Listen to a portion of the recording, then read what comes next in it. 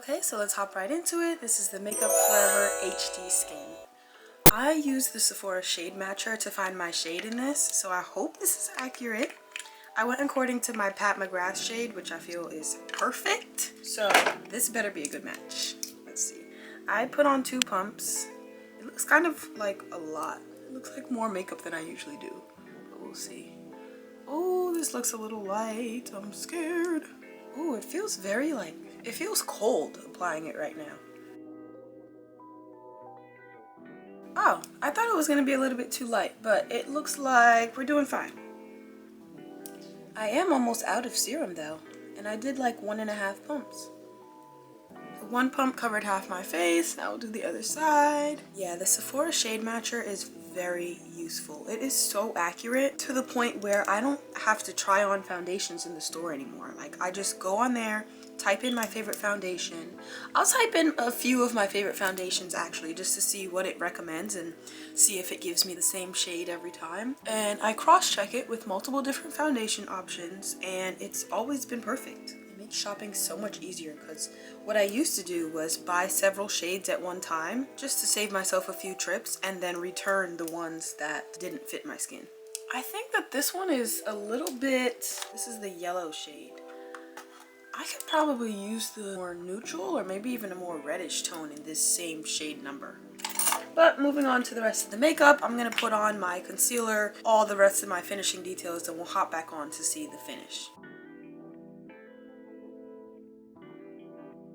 I'm noticing with this foundation that all of my other products dried a lot faster on my skin than they usually do. So maybe when I use this foundation, I'm going to have to apply my concealer part by part on my face instead of all at once and then blending all at once. And because trying to apply it how I usually apply it and then trying to blend it all at once, it is like set in stone right now. I am having trouble.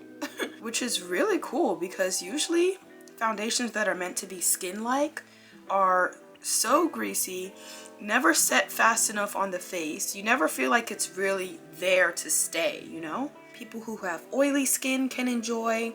People who want a skin-like finish but still like to look like they have a beat face, if that makes sense. Like for soft glam looks, just a more lightweight, skin-like version of the foundation that they're already so well known for.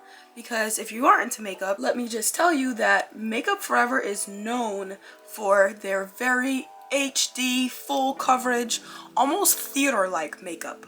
It is usually thick. They have so many color options. Definitely a full beat kind of brand. It's not your Laura Mercier. It's not your Hourglass. It's not your Chanel Bare Minerals type of makeup where they focus on just enhancing your natural beauty.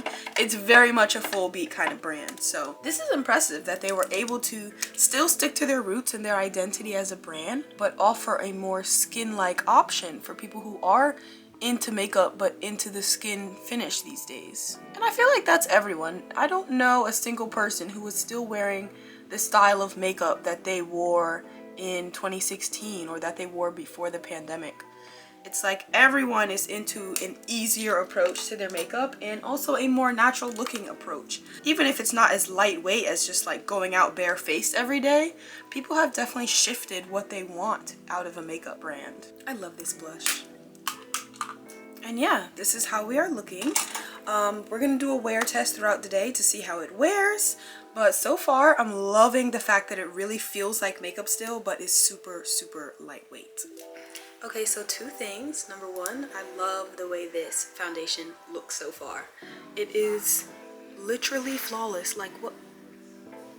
I don't know if I would call it skin-like, to be honest, because I don't see any of my natural skin shining through. I would say it's skin-like in the way that it's lightweight, but I don't know if I would call this a skin-like finish. This looks very much flawless, very much perfect. It is midday, so I think I'm going to just like touch up a few areas. I tend to scratch my forehead with my nails a lot, so sometimes that messes it up, but other than that, look at this. Look how close to the camera I am, and it's like, girl, amazing. I'm gonna step outside so that we can see how it looks in the sunlight. So right now is the 7-hour mark and it's looking like this in natural light. This is like flawless still. It has not moved at all, like at all, at all. I would definitely consider this a, honestly, I would consider it a full B foundation. Wouldn't call it tinted moisturizer, wouldn't call it a serum type of foundation. I think that the only thing that makes it skin-like is how lightweight it is. Otherwise, the coverage is there, the staying power is there. First of all, let's talk about how I'm leaving work right now and it's still bright out. So yes to that, but also this foundation, probably one of the best foundations I have tried in a really long time. Like the skin finish, the skin is still skinning and it's all the way at the end of the day now. Like it's almost dark out. It looks like I put on my makeup 5 minutes ago. Look at this. It doesn't even make sense. Okay, yeah, we got a good one. Take your wallet out. Take your wallet out and go to Sephora.com right now and order this foundation because this, do you see this? I put this foundation on at 10 in the morning. It is now 1 in the morning of the next day, meaning I've had it on for 15 hours and it's giving. I'm not gonna call it skin-like.